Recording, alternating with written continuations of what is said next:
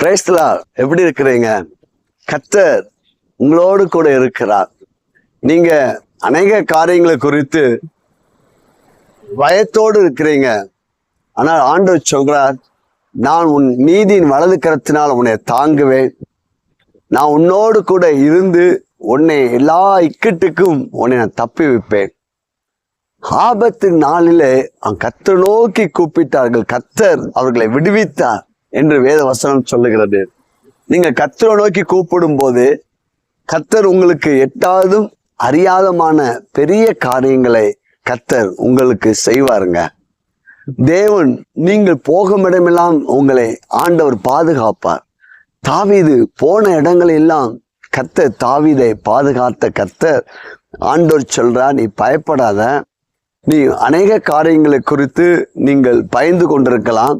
இந்த நாள்ல ஒரு தீர்க்கதரிசனமா ஒரு வார்த்தை, நான் உன் நீதியின் வலது கரத்தினால் உன்னை தாங்குவேன்.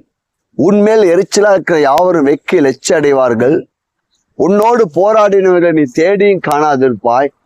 உன் தேவனாகிய கர்த்தராகி நான் உன் வலது கையை பிடித்து பயப்படாத, நான் உனக்கு துணை நிற்கிறேன் என்று கர்த்தர் சொல்றார். ஆம், எனக்கு பிரியமானவர்களே, உங்களுடைய வாழ்க்கையில பயம் சூழ்ந்த ஒரு சூழ்நிலையில நீங்கள் வந்து கொண்டிருக்கலாம். ஆனால் நீங்க பயப்படாதீங்க. உங்க பயம் நீங்கும்.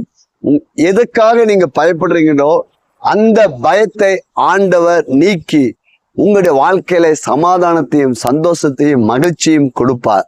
அந்த பயப்படுகிற ஒரு காரியம் உங்க வாழ்க்கையை விட்டு நீங்கும். கலங்காதீங்க. கர்த்தர் உங்க கூட இருக்கிறார். God bless you.